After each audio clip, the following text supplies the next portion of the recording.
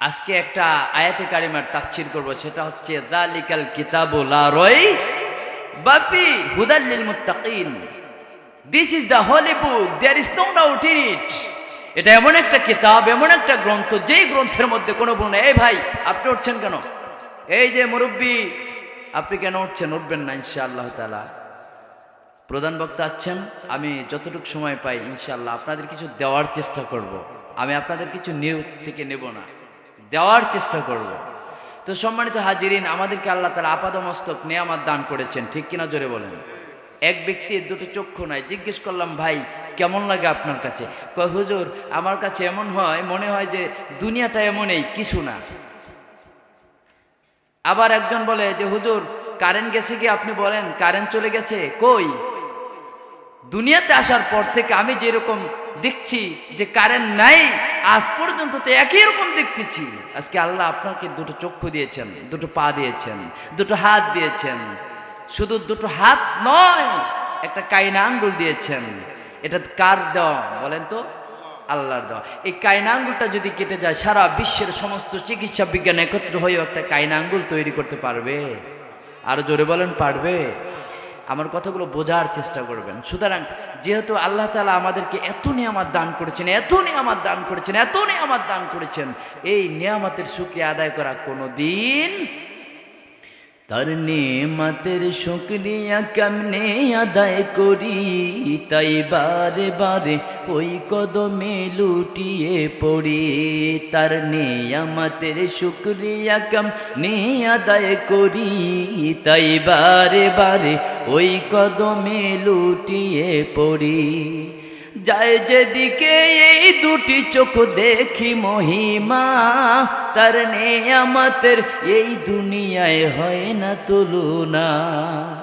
যায় যেদিকে এই দুটি চোখ দেখি মহিমা, তার নেয়ামতের এই জগতে হয় না উপমা। তাই দমে দমে এই জবানে সেই নামে ডাকি তার নেয়াম, তাই দমে দমে এই জমানে সেই নামে ডাকি, তাই বারে বারে ওই কদমে লুটিয়ে পড়ি। খাদ্যহীনের দাও গো খাবার, দুঃখী জনে সুখ, রাত্রি শেষে আধার কেটে দেখাও আলোর মুখ। ঠিক কিনা যারা বলেন? খাদ্যহীনের খাবার কে দেয়? আর দুঃখী জনের সুখ কে দেয়? আমার আল্লাহ তাআলা কালামে হাকিমের মধ্যে এই ব্যাপার বলছেন, কুলিল্লাহ হুম্মা মালিকাল মুলকি তুতিল মুলকা মান তাশাউ ওয়া তানজিউল মুলকা মিম্মান তাশাউ ওয়া তুইজ্জু মান তাশাউ ওয়া তুযিল্লু মান তাশাউ বিয়াদিকাল খায়র ইন্নাকা আলা কুল্লি শাইইন কাদির।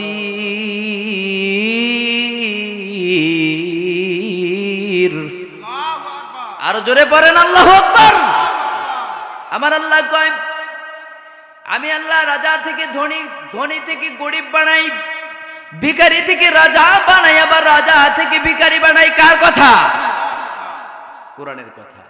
আল্লাহ যদি ইচ্ছা করেন, আল্লাহ কোটি কোটি শত কোটি হাজার হাজার কোটি টাকার মালিক আল্লাহ বানিয়েছেন। আবার ভিখারির খোরাটা তাকে হাতে দিয়ে আল্লাহ প্রমাণ করিয়ে দেখিয়ে দিয়েছেন, বান্দারে আমি যদি ইচ্ছা করি তোমাকে কোটিপতি বানাইতে পারি, আবার ইচ্ছা যদি করি বান্দা তোমাকে ভিক্ষারা ঝুলিয়েও তোমাকে পড়াইয়ে দিতে পারি। ঠিক কিনা জোরে কোন? এরপর আমার আল্লাহ বলেন, তুইজ্জু মান তাশাউ ওয়া তুযিল্লু মান তাশাউ বিয়াদিকাল খায়র।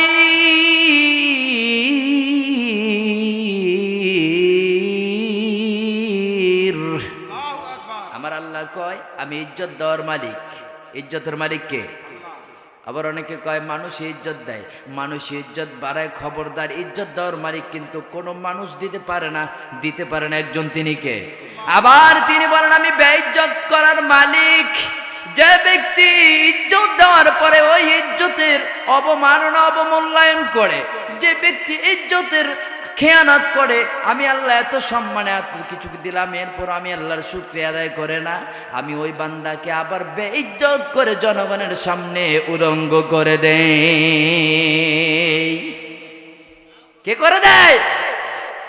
সুতরাং সে আল্লাহকে আমরা ডাকবো, ঠিক আছে তো ইনশাআল্লাহ? সে আল্লাহ পাক রব্বুল আলামিন কালামে হাকিমের মধ্যে বলেছেন, আমার সাথে বলুন, আউযু বিল্লাহি মিনাশ শাইতানির রাজিম, বিসমিল্লাহির রহমানির রহিম,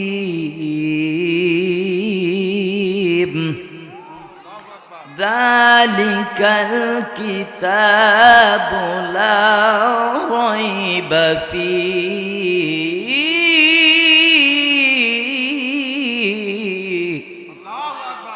কার কথা? জোরে বলেন।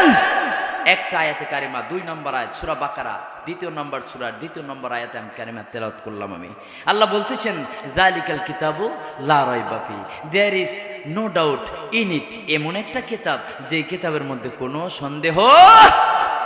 তাহলে বোঝা গেল দুনিয়ার মধ্যে যত গ্রন্থ আছে সব গ্রন্থের মধ্যে সন্দেহের অবকাশ আছে না নাই? জোরে বলেন। কিন্তু এমন একটা গ্রন্থ যেই গ্রন্থের মধ্যে কোরআন, সেই কোরআনের মধ্যে কোনো সন্দেহ, সেই কোরআনটার মধ্যে সন্দেহ কেমনেই বা থাকবে ভাই? ছোট্ট চটি বই না আমার আল্লাহ তাআলা, এই চটি বই না 30টা পারা, কোনো ব্যক্তি যদি এই 30টা পারাকে অনুসরণ করতে পারে, মানতে পারে, আমার আল্লাহ তাআলা কোরআনুল কারীমের অন্যত্র বলতেছেন, আনাজ্জালনা আলাইকাল কিতাবা তিবয়ানাল লিকুল্লি শাইইন ওয়া হুদাও ওয়া রাহমাতাও ওয়া বুশরা লিল মুসলিমিন।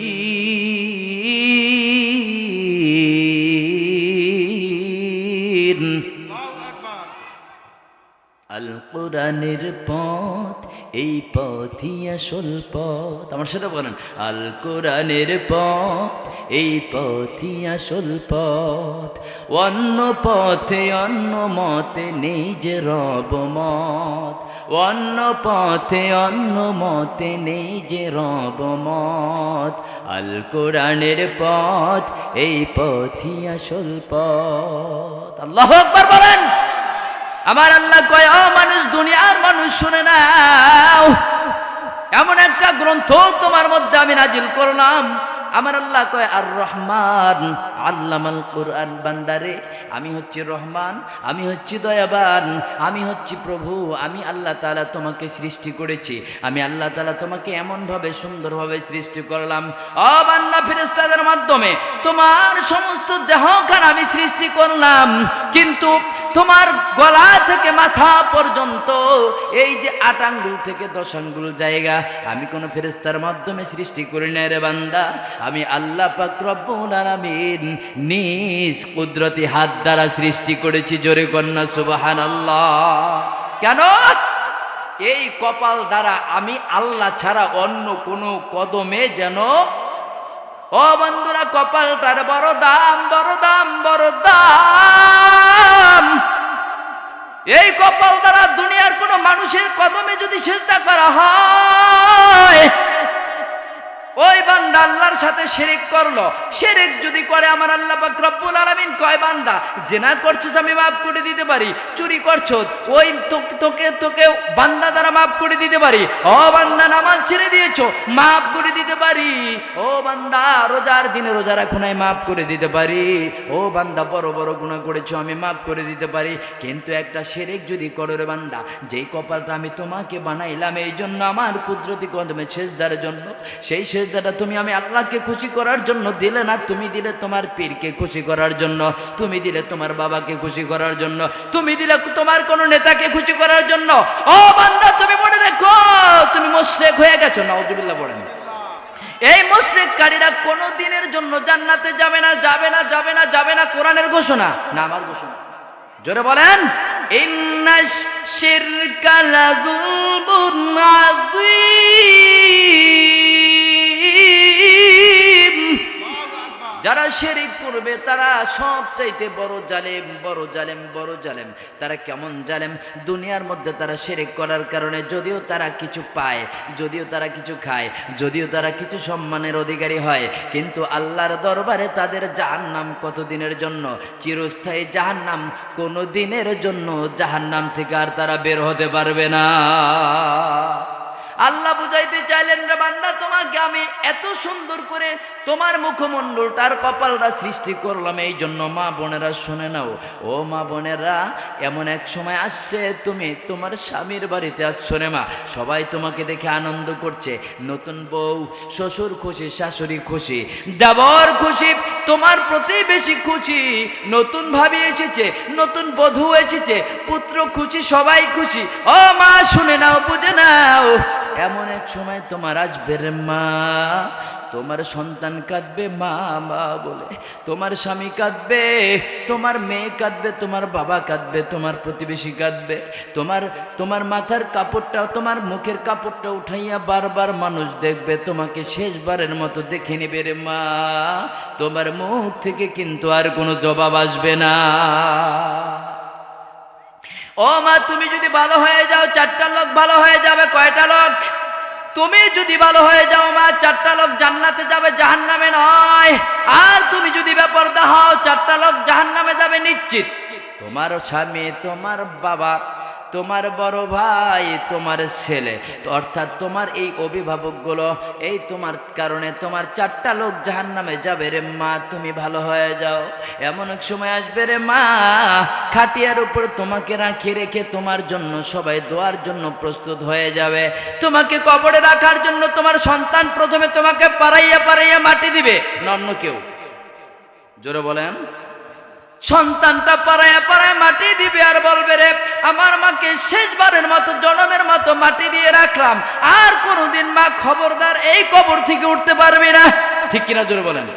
না, ওই কবর কয়দিন পর আবার কবর খুঁজতাম, মাইকে আবার বাইর করে একটু আদর করে, আসে না নাই? করে, এরকম করে করে না। কারণটা হচ্ছে মা, এই দুনিয়াতে তোমার সময় একদম স্বল্প। কত স্বল্প? আমার আল্লাহ পাক রব্বুল আলামিন কালামে হাকিমের মধ্যে বলছেন, আইনামা তাকুনু ইউদরিকুমুল মাউত ওয়ালাউ কুনতুম ফি বুরুজিম মুশাইয়াদা। প্রত্যেকটা কথা হবে কোরআন এবং হাদিসের ভিত্তিতে। আমি শুধু ইতিহাস বইলা গেলাম, সেটা ওয়াজ নয়, সেটা মানার নয়। কোরআন এবং হাদিস ছাড়া যত কথা হবে সেই কথার মধ্যে ভুল হতে পারে, কিন্তু কোরআন এবং হাদিস দিয়ে যদি কথা বলি, সেই কথার মধ্যে কোনো ভুল হওয়ার সম্ভাবনা। আল্লাহর কথা এটা। আমার আল্লাহ পাক রব্বুল আলামিন আমাদেরকে যে সম্পদ দিল, সম্পদ দেওয়ার পরে কয়েকদিন পরে দুনিয়ার মধ্য থেকে বিদায় হয়ে গেলে বড় ছেলে সুন্দর করে পাড়ায় মাটি দিল। মাটি দেওয়ার পরে আপনাদের কাছে আমি জানতে চাই, আপনার সাথে আপনার সন্তান গেল না, আপনার সাথে আপনার কোনো সম্পদ গেল না, আপনার সাথে আপনার নেতা গেল না, নেত্রী গেল না। যার জন্য শিরিক করো, সেই মুশরিক যে কারি যে শিরিক করাইছে সেও গেল না। ও বন্ধু, কে যাবে আপনার কাছে? আমি একটু জানতে চাই। একমাত্র আমল ছাড়ার কিছুই আপনার সাথে যাবে। আল্লাহর নবীর কন্যা মা ফাতেমাতুজ জোহরা রাদিয়াল্লাহু তাআলা আনহা যখন ইন্তেকাল করবেন, ঘরের মধ্যে বসে কাঁদেন, আমার ইন্তেকাল যদি হয়ে যায়, হাসান হুসাইন রে, আহলে বাইত রে, তোমরা শোনো, একা একা কয়েকজন লোক নিয়ে জানাজা পড়ে আমাকে কবরের মধ্যে রাখবে, পক্ষে সাক্ষ্য দিবে, সাক্ষ্য দিবে, সাক্ষ্য দিবে। এটা হচ্ছে নবীর সুন্নাত। আল্লাহ নবী বলেছেন, তুমি দ্বীন আর ইলম অর্জন করার জন্য তোমার যদি চীন দেশে যেতে হয়, সেখানে গিয়ে তুমি তোমার দ্বীন আর ইলম আর বিজ্ঞান চর্চা করবে কোরআনের আলোকে, কোরআনের বিরুদ্ধে। আরে ভাই, কোরআনই তো একটা বিজ্ঞান। প্রধান বক্তা চলে এসেছে, আমি তো বলতে পারবো না। সূরা ইয়াসিন পড়বেন, অর্থ পড়বেন। 2 নম্বর আয়াতে আল্লাহ তাআলা বলছেন, ওয়াল কুরআনিল হাকীম।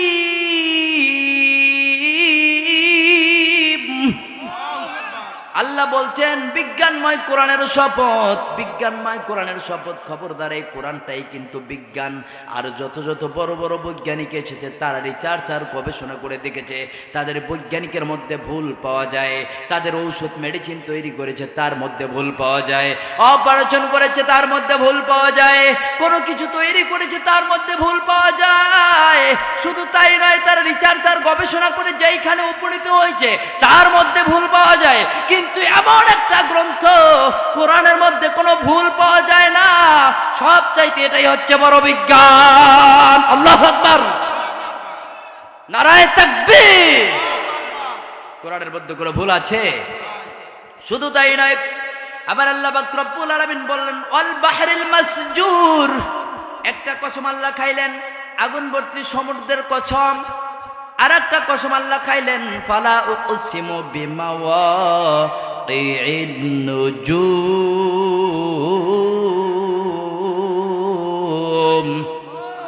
এই দুইটা কসম খাইছেন, এই দুইটা নিয়ে বিজ্ঞান আপনাদেরকে আমি প্রমাণ করে দেব।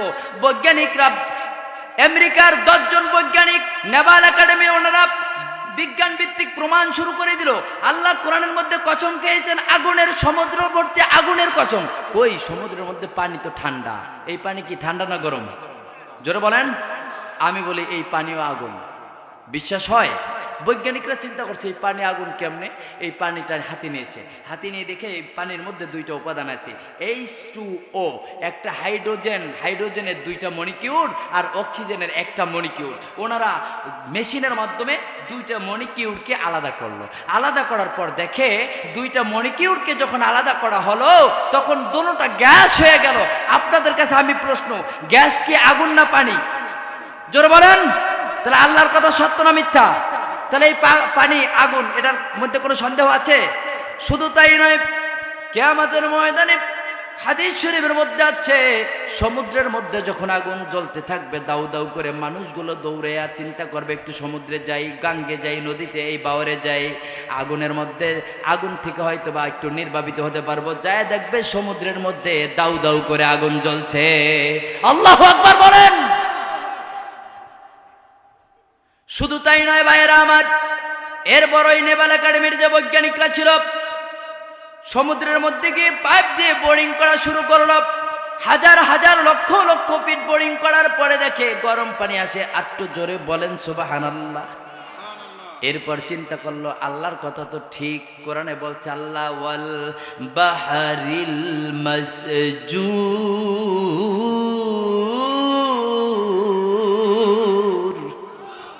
তাহলে তো আল্লাহর কথাই সত্য। তাহলে এখন কি করা যায়? আরো দিছে বোরিং, বোরিং করার মতো দেখে এখন লোহার পাইপ একদম গলে গলে বের হয়। এবার বললো এই লোহার পাইপে কাজ হবে না, যাও bring the fireproof pipe, এবার আগুনে পড়ে না এমন পাইপ নিয়ে আসো। সুবহানাল্লাহ পড়বেন না? এমন পাইপ যখন নিয়ে আসা হলো, ওই পাইপের মধ্যে একটা ক্যামেরা, হায়ার ভোল্টেজের একটা, পাওয়ার ভোল্টেজের একটা ক্যামেরা লাগাইয়ে দিল। ক্যামেরা দেওয়ার পর দেখে অনেক দূর যাওয়ার পর ওই পাইপটা পর্যন্ত পড়ে যায়, আর ক্যামেরার মধ্যে কিছু শব্দ পাওয়া যায়, যেই শব্দ খুব কান্নাকাটির শব্দ। আর আল্লাহর নবীজি বলেছেন যখন জাহান্নামীরা দুনিয়ার মধ্য থেকে বিদায় নিয়ে কবরের মধ্যে যায়, তাদেরকে মাটির গহীনে নিয়ে যাওয়া হয় কিতাবে সিজ্জিন। আল্লাহু আকবার। একটা পরীক্ষা গেল। 2 নাম্বার পরীক্ষা হচ্ছে আল্লাহ বললেন ফালা উকসিমু বিমাওয়াকিন নুজুম। এই বিষয় নিয়ে যদি আমি আজকে আলোচনা করি 2 ঘন্টা সময়ের প্রয়োজন। বন্ধুরা আলোচনা করতে চাই না, প্রধান বক্তা আবার শব্দে উপস্থিত। আল্লাহ বলছেন ফালা উকসিমু বিমাওয়াকিন নুজুম, ওই যে তারকারাজি দেখো এরা কিন্তু সবাই ব্ল্যাক হোলের মধ্যে পতিত হয়ে যায়, ব্ল্যাক হোলে চুষে খেয়ে ফেলে। সুবহানাল্লাহ বলেন। আমার প্রধান মেহমান আজকে এসেছেন, আমি আপনাদের কৃতি সন্তান, আমি আপনাদের কাছে দোয়া চাই, আমার জন্য দোয়া করবেন ইনশাআল্লাহ তাআলা। নেক্সটে যখন সময় হবে আমি আপনাদেরকে বয়ান শোনাবো আল্লাহ তাআলা, তাও তাফসীর আকারে ইনশাআল্লাহ। আমার বয়ান সব জায়গায় তাফসীর আকারে আমি বলি, কোরআন এবং হাদিসের আলোকে। আল্লাহ তাআলা আমাদের সবাইকে কবুল করুক, সকলে পড়ে আমিন। আর বিশেষ করে আমাকে যেন আল্লাহ কোরআনের জন্য শহীদ করে, শহীদের মওত দেয়, সকলে বলে আমিন।